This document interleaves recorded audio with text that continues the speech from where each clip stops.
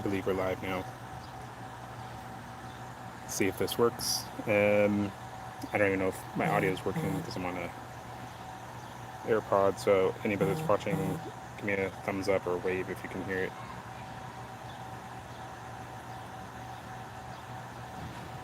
So we're looking at the OOOM.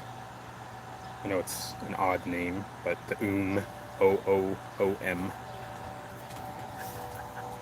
Right there, OOM, which stands for out of our minds, according to Laowa. If you're not familiar with Laowa, they are a Chinese lens manufacturer that is doing things a little different than most other Chinese manufacturers. They are making their own optical designs, unique products. They're not copying other IP. They're not, stealing concepts. So this is a pretty severe departure for a Chinese manufacturer. Similar to their other products. If you've ever seen the 24mm probe lens, you know that that's very different than most of the lenses. They had their 12mm zero distortion. That's a fantastic zoom or prime. So this is their first step. Both of those lenses were based on photo lenses that they had previously made. This is the first lens that they're making that is a dedicated Cine lens. It does not have a photo version. It didn't start as a photo version. It will probably never be a photo version. It's just not ideal. So throughout this, definitely ask questions if you have them. I'll try to keep up with that. Sorry about the dogs. They're fighting in the backyard here. Still quarantined here in LA, or at least we're trying to be quarantined here in LA, so I am in my backyard. I do get lenses shipped to my house. So, first thing, right away, you can probably also hear the fan noise. It's hot out here. This thing is running at full tilt. It's not a light lens. It's not a small, I know it says compact zoom. It's compact compared to something like a 20-40-90 or a big Fuji Premier zoom. It is definitely hand holdable. You could put this on a gimbal, on a Steadicam, if you really wanted to, but it's not going to compete with something like a Canon 24-70 or 70-200 or something like that in terms of weight. So it is a big lens. It is all aluminum, has a full metal body, no plastic. It's not light. Leave it at that. Is there a color tint on the lens? What does that mean? No? You mean this? The anodizing? It's got a blue rear ring. I'm not sure what you mean there, Seth. Is there a color... oh, you mean like the color temperature? The probe has a green tint. Sorry, I might have just covered the microphone. As far as optics go, is that better for the audio? I think it just kicked in on my AirPods. Let me know if that's better. But as far as color tint goes, I will put up frame grabs with a color checker so you can sort of decide that for yourself.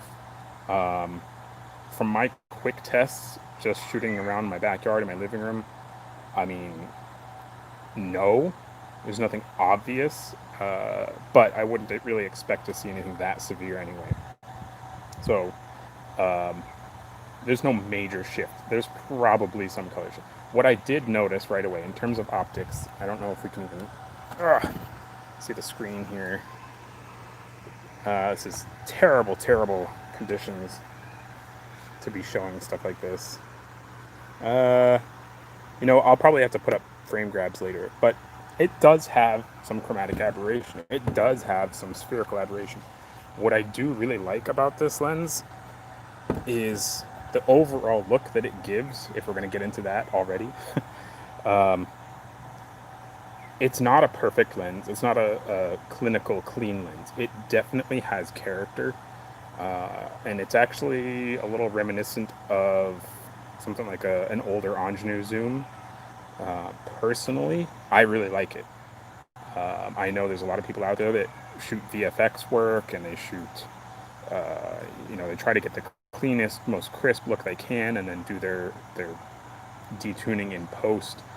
this lens is probably not for those people. If you're looking for a lens that has some character, that's not perfect, I think this could definitely be a good choice. Doesn't look like the ring is dampened. I mean damped. The focus ring, it definitely is. It's just a nice. So jumping off to mechanics, it is definitely damped. You know, like it doesn't just spin freely, but it does have a nice smooth movement. Very nice hard end stops. The mechanical design is actually pretty nice, all things considered, for that price, for the price that it is. What is the front diameter? The front diameter is odd. It comes with a ring that gets it up to 114, I think. So you can use, it comes with a ring that you can use a map box if you have a 114. But this diameter is something odd. I don't know what it is off the top of my head. In fact, the cap is odd too.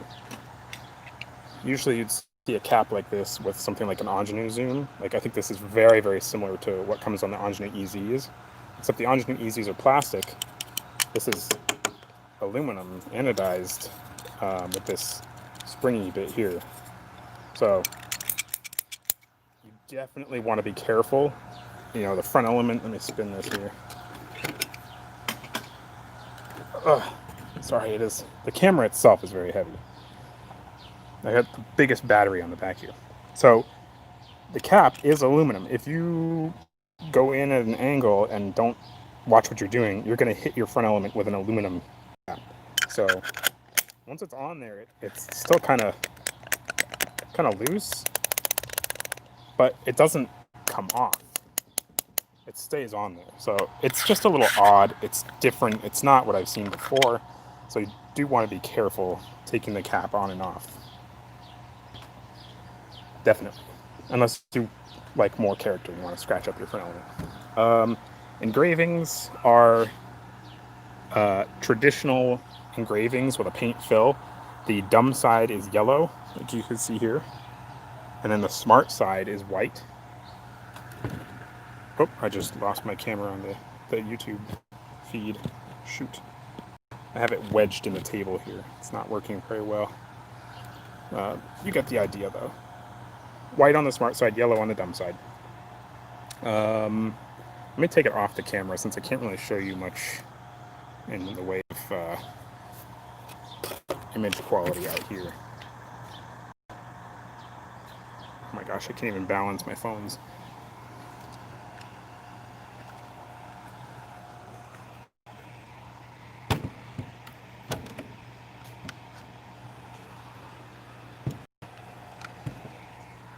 You also have to excuse the table here. This is my kid's art table.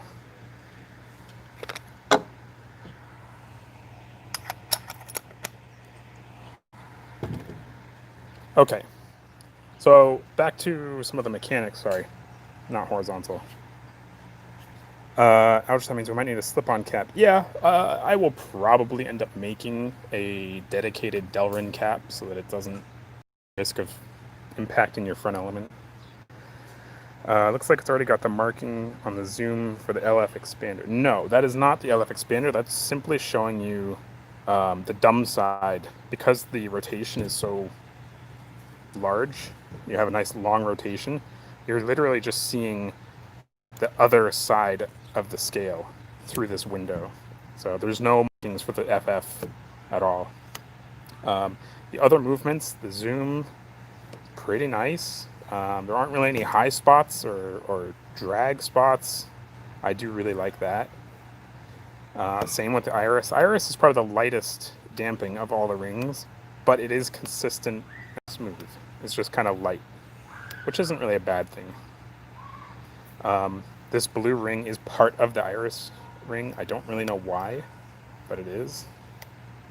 There's a lot of odd choices in terms of mechanical design on this lens. And I know the YouTube people can't even see this, sorry. Oh, let me get it down here. Will that stay? I think that'll stay. Hey, look at that. I think that's showing on both, I'm not sure. Sorry, if you're watching this on YouTube, go go over to Instagram and follow our Instagram. If you're watching this on Instagram, subscribe to us on YouTube, but then come back and watch the video on Instagram. So what else mechanically? You have a support foot, very nice. You're gonna need that if you're shooting EF mount or E mount, definitely on E mount, because this is a lot of weight to be hanging off of either of those mounts. On the PL mount, you're probably you're close. You're cutting it close, but you should be okay with a PL mount. This PL mount is made of stainless steel, so it's a proper PL mount. I wouldn't worry too much about that. What else here? It does come with a zoom stick for the zoom, but oddly enough, these holes are not on the zoom section. The zoom stick fits into these holes, but they're not actually part of the zoom. So I don't know if that's a design oversight or if someone's getting fired. Couldn't tell you, but it has the zoom stick if you want it. How many blades? Iris blades. Let's find out. Let's count them. I count. Oh man, I can't even see it from here. Hold on. Hold on. It's too bright out here. I cannot count them. Oh, here we go. 1, 2, 3, 4, 5, 6, 7, 8. More than 10. Oh, I think the spec is on our website. Maybe not. But yeah, drop us a DM. I'll get you the exact number of blades. So mechanically, it's actually pretty well designed. It's pretty robust feeling. Obviously, there's no way to know how long it'll hold up because it's brand new.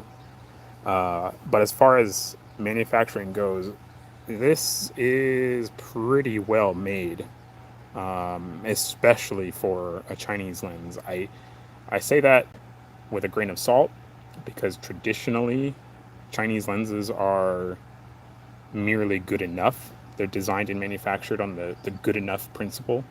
But this is actually pretty nice.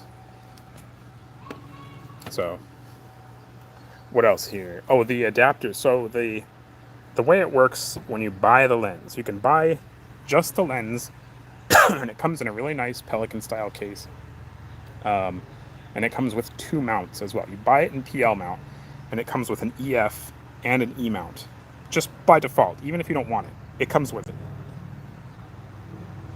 Should be round enough. Yes, the iris is very round.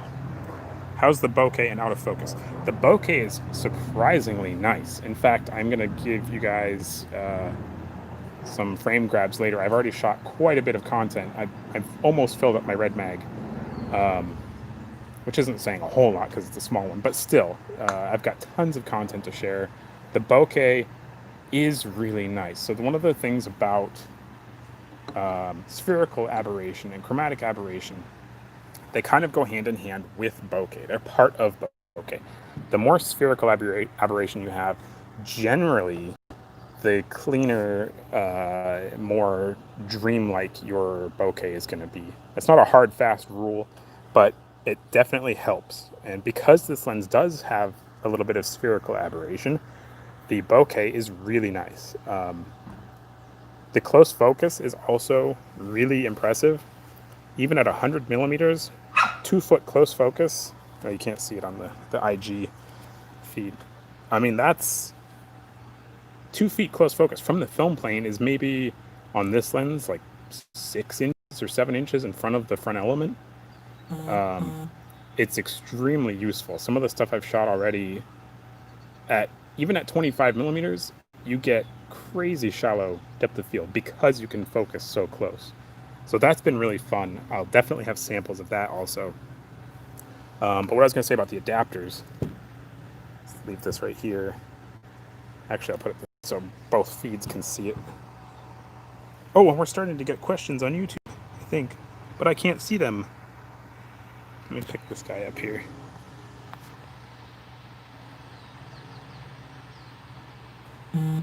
How much it costs? James says, are you going to post tests? Yes, I will definitely post the tests. Maybe not the videos themselves, but I will definitely post frame grabs. And the cost, it's Ooh,